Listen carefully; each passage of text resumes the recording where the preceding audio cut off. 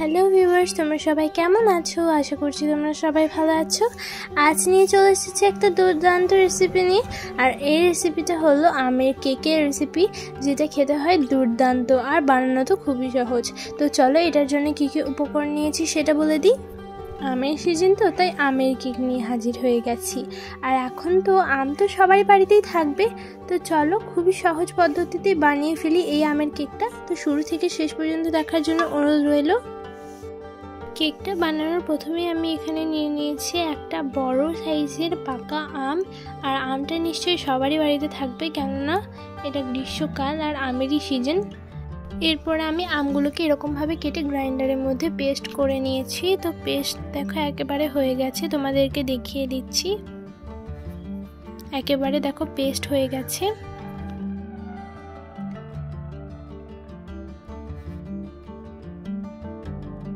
এরপরে দেখো নিয়ে নিয়েছি একটা মিক্সিং বোল। এই বোলের মধ্যে আমি কিন্তু এই পেস্টটাকে একেবারে পুরোটাই দিয়ে দিচ্ছি।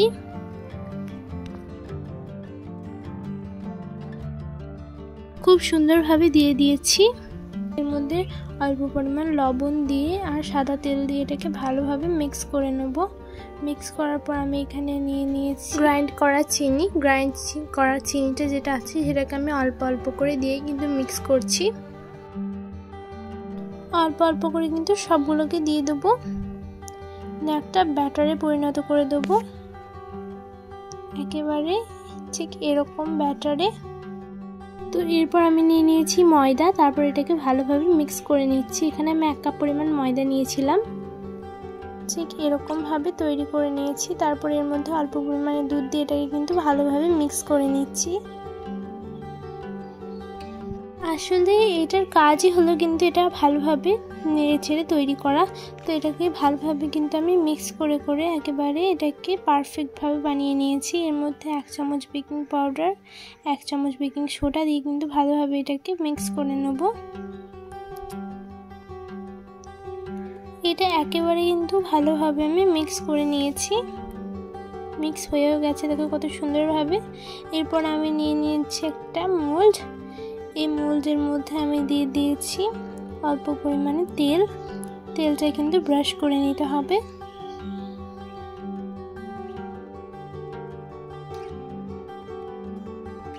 তো চলো ব্রাশের সাহায্যে কিন্তু তেলটাকে আমি ব্রাশ করে দিই।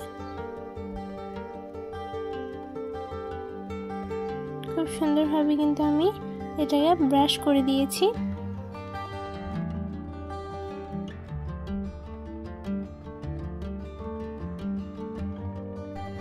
এটা খুব সুন্দরভাবে কিন্তু ব্রাশ হয়ে গেছে। এরপরে চলো এর মধ্যে কিন্তু আমি ব্যাটারটাকে দিয়ে দিই, পুরোপুরি দিয়ে দিচ্ছি।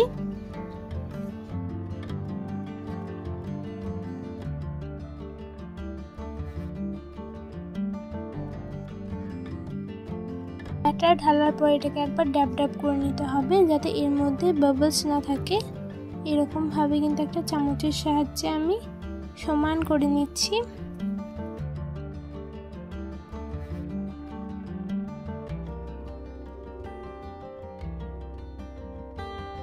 যেন অমসৃণ না হয়।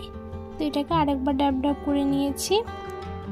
তারপরে চলে গেলাম গ্যাস ওভেনের কাছে। এখানে আমি একটা গ্যাস ওভেনে দিয়ে দিয়েছি কড়াই। এর মধ্যে বালি দিয়ে দিয়েছি, একটা স্ট্যান্ড বসিয়ে দিয়েছি। আর বালিটা নিশ্চয়ই দেখেই বুঝতে পারছো যে এটা আমার সব ভিডিওতেই কিন্তু আমি ইউজ করি, কেননা এটাকে ধুয়ে পরিষ্কার করে রাখা বালি, যেটাকে আমি একটা কন্টেনারে স্টোর করে রাখি।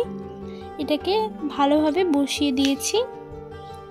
এরপর আমি এটাকে কিন্তু ঢাকা দিয়ে দেবো, নিয়ে 40 মিনিট কিন্তু বেক করে নেব। তো দেখো 10 মিনিট পর কিন্তু একবার ঢাকাটা আমি খুলে নিচ্ছি।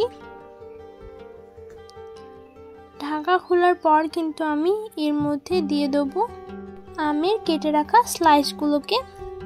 এর উপরে উপরে আমি কিন্তু দিয়ে দিচ্ছি সবগুলোই।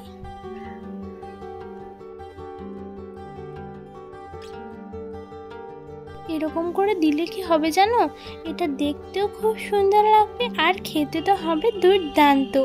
তাই কিন্তু আমি এরকম ভাবে দিয়ে দিয়েছি।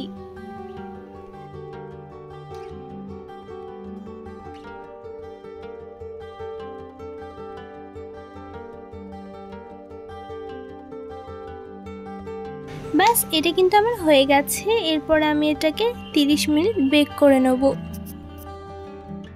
তো আরও 10 মিনিট পর কিন্তু আমি ঢাকাটা খুলে দেখে নিই যে কেমন হয়েছে। মনে হচ্ছে তো যে এটা রেডি হয়ে গেছে। একটা স্টিক দিয়ে চেক করে নিই। না বন্ধুরা, এটা কিন্তু এখনও রেডি হয়নি, এটাকে আরও 20 মিনিট বেক করতে হবে। তো চলো এটাকে ঢাকা দিয়ে আরও 20 মিনিট বেক করে নিই। তো একেবারে চলে এলাম 20 মিনিট পর। আর একবার স্টিক নিয়ে চেক করে নিই। তো এরপর দেখো একেবারে স্টিকটা ক্লিয়ার এসেছে, তার মানে এটা রেডি হয়ে গেছে। এটাকে নামিয়ে ঠান্ডা করতে দিলাম।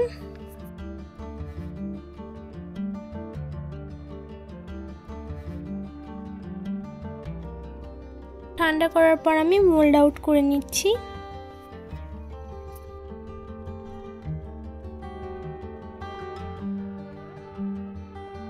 মোল্ড আউট ভালোভাবে করে নিয়েছি।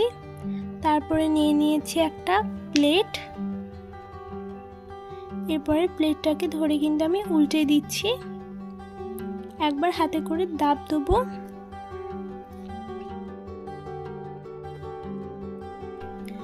তারপর পরে দেখবে খুব সুন্দরভাবে কিন্তু এরকমভাবে উঠে যাবে। আর দেখো শুধু আমার কেকটা এত সুন্দরভাবে রেডি হয়েছে, মানে বলে বোঝাতে পারবো না তোমাদেরকে যে এত সুন্দরভাবে রেডি হয়েছিল বন্ধুরা। তাই একবার হলেও ট্রাই করে দেখবে। এই আমের কেকটা খেতে হয় দুর্দান্ত। আর এখন তো আমেরই সিজন চলছে, তাই না? তো রেডি হয়ে গেল দুর্দান্ত স্বাদের আমাদের এই আমের রেসিপিটা, যেটা তোমরা বিকেলে চায়ের সঙ্গে খেতে পারো, সকালবেলাতে খেতে পারো, যে কোনো সময়েই কিন্তু এটা খেলে মন ভালো করে দেবে একেবারে বন্ধুরা। তো আশা করছি তোমাদেরকে আজকের এই রেসিপিটা কিন্তু খুবই ভালো লেগেছে। তো আজকের মতো বিদায় নিচ্ছি। ভালো থাকবে, সুস্থ থাকবে, আর পরের ভিডিওটার জন্য অপেক্ষা করবে। যারা যারা আমার চ্যানেলটাকে এখনও পর্যন্ত সাবস্ক্রাইব করনি তারা অতি অবশ্যই আমার চ্যানেলটাকে সাবস্ক্রাইব করে নাও, এবং পাশে যে বেল আইকনটা আছে সেটা অবশ্যই ক্লিক করে দেবে আমার নিত্য নতুন ভিডিও সর্বপ্রথম পাওয়ার জন্য। আবার দেখা হবে পরের ভিডিওটাতে। তো এখনকার জন্য টাটা, বাই বাই।